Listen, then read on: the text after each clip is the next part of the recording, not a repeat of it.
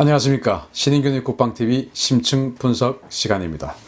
오늘은요 이런 말씀을 드리도록 하겠습니다. 무장 해제하는 남, 그렇지만 전쟁을 준비하는 북한이라는 주제로 말씀을 드릴게요. 왜 이 말씀을 드리냐면은 이런 보도 때문입니다. 자유아시아 방송에서 보도한 내용인데요. 함경북도의 내부에 지금 현재 북한에 있는 사람인데 그 내부의 소식통이 이런 이야기를 했다라고 합니다. 중앙에서 전민의, 중앙이라는 것은 이제 중앙당이죠. 전민의 무장화 그리고 전국의 요새화 방침을 하달하면서 올해 안에 전시태세 군사훈련 과정을 무조건 마치라는 지시를 내렸다. 또 근로자들을 반제 계급 의식으로 무장시키기 위한 교양사업 강화 지시도 내려왔다. 주민들은 중앙의 대남 정책이 돌변한 것 아닌지 우려하고 있다.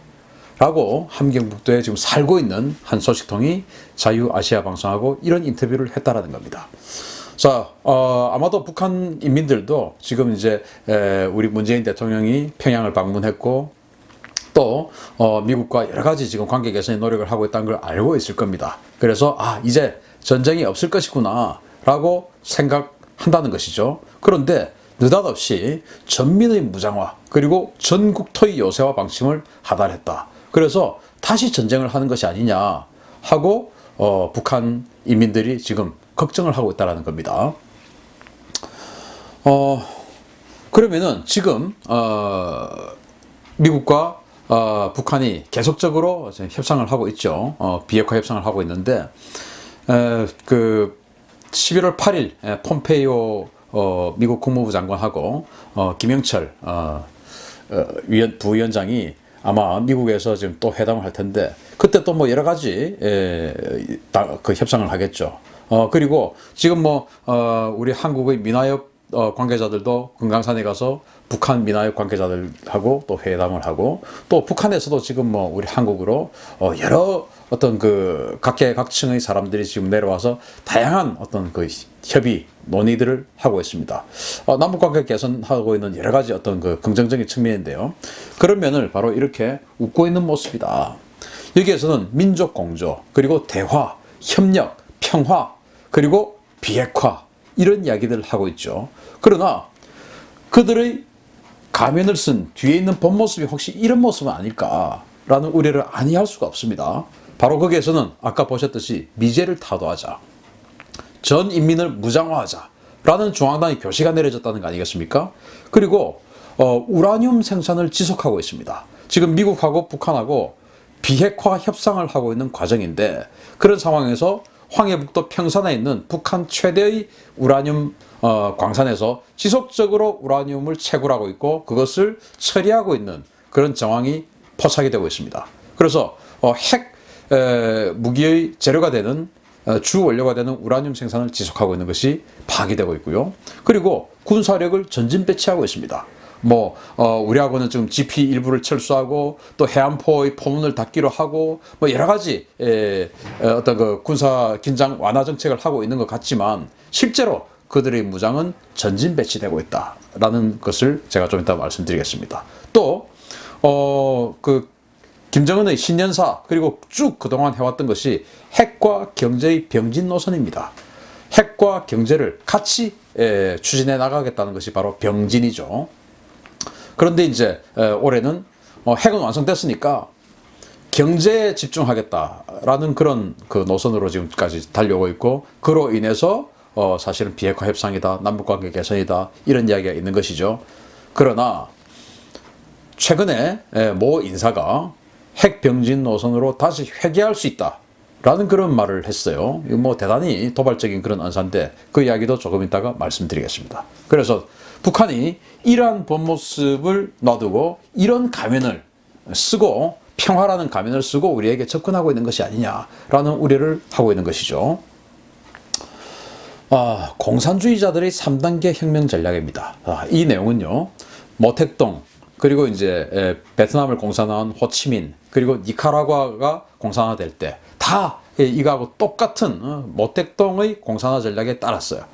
모택동의 3단계 혁명 전략은 이렇습니다. 처음에 장개석의 국민당 측보다 모택동의 중국 공산당 세력이 굉장히 약했죠. 그래서 1단계는 이렇게 선언합니다. 지지 세력을 조성한다. 그래서 지지 세력을 조성하는 것은 평화 공세를 통해서 선전전에 주력한다. 그리고 지지 세력을 결집하여 정치적 힘을 키우는데 총력을 다하고, 그리고 평화, 민족 공조론 등을 주장하며 지지 세력을 지속적으로 결집해 나간다. 이게 이제 1단계 노선이에요. 그 다음에 2단계 거점 확보입니다. 모택동이 어떻게 거점 확보를 했어요? 그래서 이제 서안 지역에 거점을 확보를 해서 거기서부터 이제 뻗어나가기 시작하는 거 아니었겠습니까? 그래서 2단계 거점 확보한다. 2단계에서는 근거지에 대한 통제를 확실히 하면서, 즉 모택동 같으면 서안 지역, 산시성 지역에 대한 통제를 확실히 하면서 이제 동쪽으로 대장정을 시작했죠. 그러면서 점진적으로 세력을 확장해 나가는 단계다. 그리고 적접 지역 일부를 장악해 나간다. 그래서 점점 세력을 키운다는 것입니다. 그리고 3단계 군사력을 이용해서 혁명을 완성한다. 이제 상대가 이제 약하게지는 거고 상대보다 이제 강해졌다고 판단될 때, 즉 혁명 역량이 성숙되었다고 판단될 때 정규군을 투입하여 일거에 혁명을 완수하는 단계다. 이것을 가지고 중국이 공산화됐고 베트남이 공산화됐습니다. 그리고 니카라과, 남미죠. 남미의 니카라과도 이렇게 해서 공산화가 됐습니다. 혹시 우리가 지금 이 1단계와 2단계의 상황을 북한이 지금 하고 있는 상황은 아닌지 우리 한번 신중하게 판단해 봐야 될 그런 시기가 아닌가 생각을 합니다. 자, 북한은 지속적으로 전쟁을 준비하고 있습니다. 방사포를 전진 배치했다는 것이 지난 4월에 밝혀졌어요. 북한이 사정거리 210km짜리 300mm 방사포를 개발을 했습니다. 그것을 지난 4월에 개성공단 북쪽까지 전진 배치시켰습니다. 그로 인해서 우리 충남에 있는 계룡대, 그리고 충청북도에 있는 각종 전략시설들이 전부 타격권에 들어갑니다. 그리고 충남 충북에는 그러한 어떤 그 사령부급의 부대뿐만 아니라 최강급의 공군기지들이 산재해 있는 곳이 바로 충남과 충북입니다. 그 지역이 타격권에 들어가는 것이죠. 그렇게 해서 개성지역으로 방사포를 300mm 방사포, 사정거리 210km짜리를 전진 배치시킨 것이 4월이고요. 그 다음에 지난 여름이죠. 8월과 9월에 북한 최대의 잠수함 기지인 동해에 있는 마양도, 그 마양도 기지에서 잠수함들이 대거 바다로 들어갔다가 다시 들어오고, 그리고 어뢰를 비롯한 각종 무장을 장착하는 훈련을 했습니다. 혹시 기억나실지 모르겠는데요. 북한하고 우리하고 몇 년 전이죠. 바로 그 목함지뢰 도발 사건 이후에 거의 전쟁 일보 직전까지 갔을 때, 그때 북한 잠수함 40여 척이 일거에 사라졌다 해가지고 이건 전쟁 징후다 라고 했었고, 그로 인해서 갑자기 우리 당시 김관진 안보실장하고 북한 김영철하고 고위급 회담하고 김영철이었나요? 그 고위급 회담을 하고 했던 적이 있습니다. 그때처럼 잠수함이 대량으로 움직인다고 하는 것은 미군의 증원군이 들어온 것, 증원 세력, 즉 미군의 사전 배치 선단이라든지 항공모함이라든지 이런 물자가 들어온 것을 중간에서 차단하기 위해서 잠수함이 내려오는 것이에요. 그런 훈련을 8월, 9월에 지속적으로 했다라는 겁니다. 그 다음에 그 미국 존스 홉킨스 대의 38로스 연구팀에서 지속적으로 상업위성을 가지고 북한을 감시하고 있습니다. 거기에서 얼마 전에 보도한 내용인데, 함경북도 평산에 북한 최대의 우라늄 광산이 있는데 거기에서 지속적으로 우라늄을 채굴 하고 있고, 그것을 가지고 어떤 그 처리를 하는 그런 정황이 포착됐다는 것이죠. 왜냐하면은 그 인근에 그 저수지가 있는데 거기에 아주 특이한 부유물들이 이제 많이 있는 것을 위성 사진으로 판독을 했습니다. 즉 그것은 그냥 자연 상태의 물이 아닌 것이죠. 뭔가 우라늄 어떤 그 처리를 통해서 나온 그런 방사능 폐기물일 가능성이 굉장히 높은데요. 그런 일들을 지속적으로 하고 있다는 것이 밝혀졌습니다. 지금 이 순간이 어떤 시간입니까? 바로 미국과 북한이 비핵화 협상을 하고 있는데 핵무기를 만드는 원료를 지속적으로 채굴하고 있다는 겁니다. 그 다음에 10월 달에 강원도 원산에서 대규모 방공훈련을 했습니다. 방공훈련이라고 하는 것은 적전투기나 이런 것들을 공격하고 요격하는 일 아니겠습니까? 그러면서 미제 침략자들의 침략이 멀지 않았다. 뭐 이렇게 이야기를 했다는 거예요. 방공훈련을 하면서. 그래서 지금 미국과 북한이 계속 협상을 하고 있고, 또 그 협상에서 북한이 주장하는 것은 종전협정을 체결하자. 6.25 전쟁에 대해서 휴전이 아니고 이제 종전협정을 체결하자라고 하면서 미국의 침략이 멀지 않았다 하면서 대규모 지대공 미사일을 발사하는 훈련을 했다는 겁니다. 그리고 이제 아까 모두에 말씀드렸던 전국토의 전쟁 준비령 요새화시키고 하는 그런 전쟁 준비령을 10월 달에 동시에 내렸다는 겁니다. 그리고 북한 외무성의 미국 연구소라는 그 연구소가 있다라고 하는데, 뭐 사실 저도 처음 알았어요. 여기에 권정근 소장이라는 사람이 지난 11월 2일 날 조선중앙통신 논평을 통해서 지금은 경제에 올인하고 있는 정책을 펴고 있지만 미국과 협상이 제대로 되지 않는다고 판단된다면 바로 핵 병진 노선으로 회귀할 수 있다 라고 이야기하면서 핵무기 개발에 대한 재개 가능성을 시사를 했다는 겁니다. 이건 전쟁을 준비하고 있는 북한이라는 이면을 확실하게 보여주는 정황들이 올해도 쭉 이어져 내려오고 있다는 겁니다. 4월에 방사포를 전진 배치했는데 4월이 어떤 시기였습니까? 바로 우리 남북 정상회담 했던 시기가 4월 아닙니까? 판문점에서 김정은이 그 애절한 표정을 보이면서 4월 27일 날 한반도의 봄을 이야기했던 그 시기인데, 그때 바로 방사포를 전진 배치했습니다. 어떻게 이런 상황에서 북한을 제대로 믿을 수가 있을 것입니까? 그러나 반면에 우리 대한민국은 어떻게 하고 있습니까? 무장을 해제하고 있습니다. 지금 이제 곧 12월 달 정도 되면 국방백서가 발간될 거예요. 국방부에서 발간하는 국방백서입니다. 여기에는 우리 한국의 군사 전략, 그리고 주변국의 어떤 상태, 뭐 이런 모든 것들이 총망라되는데, 여기에 지금까지의 2016년도의 국방백서에는 북한 전공과 북한군은 우리의 적이다라고 적 개념이 있습니다. 뭐 주적 개념이라고 하는데, 주적 개념이라는 것은 사실은 요즘 없고요. 북한 전공과 북한군은 우리의 적이다라고 되어 있습니다. 북한 인민들은 적이 아니다라는 겁니다. 그런데 이제 그것마저도 삭제가 되는 국방백서가 발간될 가능성이 아주 높습니다. 아마 그렇게 나오겠죠. 뭐 보도가 그렇게 됐으니까요. 그리고 한강 하구에 철조망을 철거하고 있습니다. 뭐 고양이나 파주 이런 곳에 철조망 철거 지금 많이 하고 있지 않습니까? 그리고 한강 하구에 행주대교 근방에 수중보가 있죠. 수중보 철거 논의를 하고 있습니다. 이 수중보는 제가 뭐 누차 말씀드리는 것이지만, 이 수중보가 있음으로 해서 우리 뭐 한강의 어떤 그 강폭이 넓어지고 수심이 깊어지고 물량이 많아지고 한 여러 가지 긍정적인 효과도 있지만, 군사적으로 이 수중보가 있음으로 해서 북한의 수중 침투가 어렵게 되는 겁니다. 일단 반잠수정 그리고 소형 잠수정을 통해서는 들어올 수 없게 돼요. 세멘트 옹벽에 의해서 막히니까요. 그리고 공기부양정 같은 것들도 이 수중보로 인해서 굉장히 이제 두렵게 되죠. 물론 수중보로 공기부양정 타넘을 수는 있습니다. 그렇지만은 굉장히 두려운 장애물이 되는 것이죠. 그런데 이 수중보를 철거하는 논의를 하고 있습니다.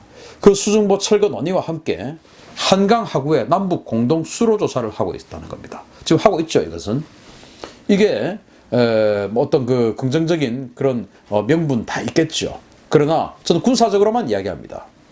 군사적으로 얘기했을 때 한강 하구에 남북 공동으로 수로 조사를 하게 되면, 사실은 뭐 우리도 그 한강 하구의 그 해저 지형이, 수중 지형이 어떻게 됐는지 몰라요. 수십 년 동안 어떻게 퇴적이 됐는지 잘 모르죠. 왜? 거기는 남과 북이 서로 지금 총을 겨누고 있으니까 누가 들어갈 수 있겠습니까? 모릅니다. 북한도 모르고 우리도 모릅니다. 그런데 공동으로 수로 조사를 하게 되면, 어느 지역에 물길이 나서 어느 지역은 수심이 깊고 어느 지역은 뻘밭이고 어떤 지역은 어떤 그 통로가 지금 형성이 될 수 있다라는 거 다 알 수 있게 되지 않겠습니까? 그러면 그쪽을 통해서 반잠수정 또는 수중 침투 이런 거에서 수중보도 없겠다. 그러면 노량진, 마포, 잠실 어디든지 갑자기 북한의 특수부대가 출몰하는 거, 이거 뭐 크게 어렵지 않은 상상 아니겠습니까? 군사적으로 대단히 위험한 일을 하고 있다는 겁니다. 뭐 다른 어떤 그 뭐 환경적 요인, 경제적 요인은 저는 말씀드리지 않겠습니다. 군사적으로만 보면 대단히 위험한 일을 하고 있는 것이 바로 남북 공동 수로 조사입니다. 그 다음에 뭐 모든 것을 없애진 않았지만은 대전차 방호벽을 철거하는 거예요.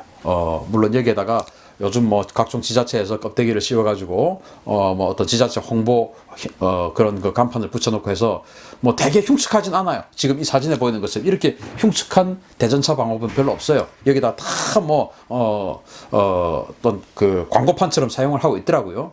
그럼에도 불구하고 흉측하다고 일부 대전차 방호벽을 철거하기 시작합니다. 그러다 보면 우리 것도 철거해줘. 우리 지자체도 철거해줘. 우리 동네도 철거해줘. 이런 민원들이 본물을 치겠죠. 그런데 북한은 2005년부터 2012년까지 7년 동안 무려 900여 대의 신형전차, 천마호, 폭풍호 신형전차를 생산했습니다. 그런 상황에서 우리는 대전차 방호벽을 제거를 하고 있습니다. 이 대전차 방호벽 굉장히 큰 역할을 해요. 왜냐? 이게 이제 일단 그 무너져서 도로를 막습니다. 도로를 막으면 이거를 뭐 탱크가 타넘고 뭐 하려고 하면 공병들이 와서 이걸 치우고 폭파하고 해야 되겠죠. 그 시간이 한 30분 정도 걸린다는 거예요. 우리가 30분의 시간을 벌겠죠. 우리가 아무것도 안 하고 있어도 30분을 벌겠죠. 그러나 이것이 진짜 중요한 것은 뭐냐? 북한군 탱크들이 여기에 이 대전차 방호벽 때문에 길이 막혀서 서 있고 그 상태에서 공병이 오고 이러면 그 인근에 북한군 탱크들이 장갑차들이 줄을 지어서 있지 않겠습니까? 그때 우리는 폭격해버리는 겁니다.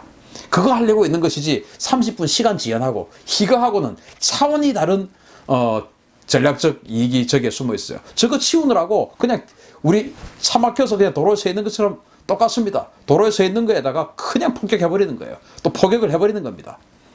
우리 군대가 다 도망가고 없겠습니까? 이거 딱 철거해놓고 어딘가에서 딱 감시를 하고 있겠죠? 자, 북한군 탱크들이 지금 한 120대가 지금 모였다. 이것 때문에. 그리고, 지금 공병들은 지금 그걸 깨부수기 위해서 노력하고 있다. 자, 폭격 요청. 딱 해서 전투기들 몇 대 와서 그냥 바로 깨버리는 겁니다. 그거 하려고 있는 거예요. 그걸 없애버리겠다? 이건 북한군에게 길을 열어주는 것과 진배 없습니다. 그 다음에 우리 여러분들 잘 아시다시피 남북 군사 합의서를 가지고 비행 금지가 됐죠. 그래서 이런 정찰기들이 이게 이제 우리 정찰기들인데 정찰기들이 영상 정찰은 거의 이제 포기가 된 겁니다. 눈으로 보는 영상 정찰은 거의 포기되고 이제 감청에 의존할 수밖에 없어요. 감청에. 이런 어이없는 상황이 펼쳐지고 또 제가 얼마 전에 천무 우리 국산 최강의 다련장 로켓 천무가 지금 이제 쓸모없게 돼버렸다라는 그런 말씀도 드렸는데 그것도 한번 찾아보십시오. 제 동영상에서. 그렇듯이 우리 포병 전력이 대단히 약화돼 버렸습니다. 남북 군사 합의서 때문에. 그런 상황이고 또 이 우리 대한민국 안보의 가장 중요한 한미동맹 그리고 그 한미동맹을 지탱해왔던 한미 군사 훈련이 대거 축소되거나 유예됐습니다. 유예, 이것은 중단이란 말이죠. 이런 상황에서 북한은 아까 보셨듯이 그렇게 지금도 지속적으로 전쟁을 준비하고 있는 상황입니다. 자, 던포드 합참의장이 미국 듀크대에서 이렇게 강연을 했습니다.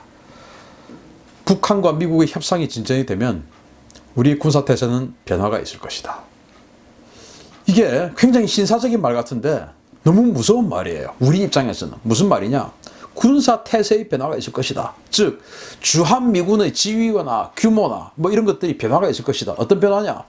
주한미군의 규모가 축소가 되든지 주한미군의 성격이 변하든지. 왜? 북미 협상이 진전되어서 종전선언을 하게 되면 미국이 북한이 적이 아니게 되는 거 아닙니까? 우리 한미동맹은 북한이라는 공동의 적을 지금 상정해서 같이 연합군을 구성을 하고 있는데 상대가 미국의 적이 아니게 되면 어떻게 됩니까? 우리의 적이 미국의 적이 아니게 되면 미국이 우리하고 공동훈련을 할 수 있겠습니까? 그러면은 그러한 전투부대들은 철수할 수가 있고 그냥 행정부대만 남아있을 수가 있겠죠. 미군이 주한미군을 중국하고의 어떤 여러 가지 전략적 이익을 위해서 주한미군이 한반도에 주둔하는 것은 굉장히 필요한 일인데 문제는 우리 입장에서는 전투부대가 필요하지 행정부대가 필요한 게 아니에요. 그런데 행정부대만 남기고 전투부대 철수할 수 있는 그런 상황이 되는 것이죠. 또 행정부대만 남아있는 것도 나중에는 그나마도 안보에 도움이 될 수 있는데 또 주한미군 철수 시위 이런 것도 나올 수 있겠죠. 그러다 보면 언젠가는 주한미군 철수까지 이어질 수 있는 그런 상황이 될 수도 있다라는 우려를 할 수 있는 그런 중대한 연설이었습니다. 한미동맹은 균열 조짐을 보이고 있습니다. 2월 말에서 3월 초에 하는 키 리졸브 훈련, 독수리 연습, 거의 그야말로 이게 전시에 키 리졸브는 전시에 얼만큼 확실하게 한국에 신속하게 물자를 증원할 수 있느냐, 이 연습이고, 독수리 연습은 그렇게 해서 한국하고 얼마나 정해진 시나리오대로 전쟁을 잘할 수 있느냐를 연습해 보는 것이 독수리 연습이에요. 이게 뭐 올해 대거 축소가 됐죠. 이제 불과 이제 한 서너 달 후면 또 2019 키 리졸브 독수리 연습 하게 될 텐데 또 어떻게 될지 몰라요. 지금 상태 같으면. 또 맥스 썬더 훈련이라고 한국과 미국 공군이 합동으로 큰 비행장에서 대규모로 와가지고 엄청난 그 시나리오를 가지고 폭격 훈련도 하고 공중전 훈련도 하고 쌍방 전투 훈련도 하고 하는 그런 훈련이 있는데 그 대단히 축소가 되어버렸습니다. 그리고 여기에 올해는 폭격기도 오지 않았어요. 폭격기 안 왔습니다. 그렇게 축소가 되었고 또 이것이 앞으로 얼마나 더 어떻게 더 축소될지 우리는 모릅니다. 그 다음에 이제 여름에 하는 8월 달에 하는 을지 프리덤 가디언 훈련. 이건 안 했죠. 유예돼 버렸습니다. 이것도 이제 전쟁 시나리오대로 해보는 작전 계획에 따른 그런 훈련인데 여기에는 민관군 총동원이 돼서 전쟁 연습을 해보는 것인데 이거 안 했습니다. 내년에 또 어떻게 될지 모르죠. 그리고 12월 달에 하는 한미 공군이 개전 딱 하는 순간부터 북한을 어떻게 폭격할 것이고 어떻게 북한의 방공망을 제압하고 어떻게 북한 지역으로 들어가서 장사정포를 깨트리고 어떻게 북한의 전략시설을 타격하고 김정은을 어떻게 잡고 하는 그런 공군력, 전쟁 시나리오에 따른 공군력 운용 연습을 하는 것이 비질런트 에이스 훈련인데 이거 올해 안 합니다. 이렇게 해서 우리 한미동맹의 군사력은 균열 조짐을 보이고 있습니다. 그거의 그냥 가장 극단을 보여준 게 바로 이 폼페이오 미 국무부 장관이 강경화 우리 외무부 장관에게 뭐 하는 짓이냐 라고 했다는 거 아닙니까? 그게 뭐냐? 남북 군사합의서 왜 니들 마음대로 하냐? 이게 도대체 뭐냐? 라고 이야기했다는 거 아닙니까? 그러나 지금 결국 남북 군사합의서 우리가 주장하는 대로 또 미국이 따라주고 있어요. 이렇게 화를 냈음에도 불구하고 우리 말대로 따라주고 있다라고 하는 것은 우리가 얼마나 간곡하게 부탁을 했을 것이며 우리가 그로 인해서 얼마나 다른 것을 우리가 모르는 다른 것을 내어줬을 수도 있는 것이며 또 그런 것이 없다면 미국이 얼마나 불쾌함에도 불구하고 이것을 인정해 줬겠느냐. 남북군사합의서를. 그런 것을 우리가 쉽게 유추할 수 있죠. 제가 너무 극단적인 이야기를 하는 것 같은데 극단적인 이야기일 수도 있지만 어쨌든 우려를 최소화시키는 것이 안보기 때문에 저는 안보적 측면에서 말씀드리는 겁니다. 이 사진은 베트남이 공산화되는 그 마지막 순간입니다. 사이공에 있는 대통령 궁에 북베트남군의 T-55 탱크가 담장을 무너뜨리고 들어오는 사진이에요. 이 탱크 지금도 사이공의 지금 호치민으로 변했죠. 대통령 궁에 가면은 있습니다. 바로. 북베트남에 비해서 남베트남 군의 전력은 압도적이었습니다.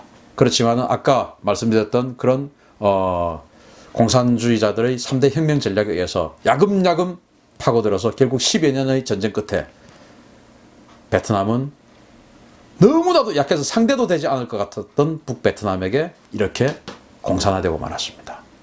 그리고 40여 년이 지난 지금 다시 미국과의 협조를 통해서 베트남은 다시 이제 경제적으로 일어서려고 하고 있습니다.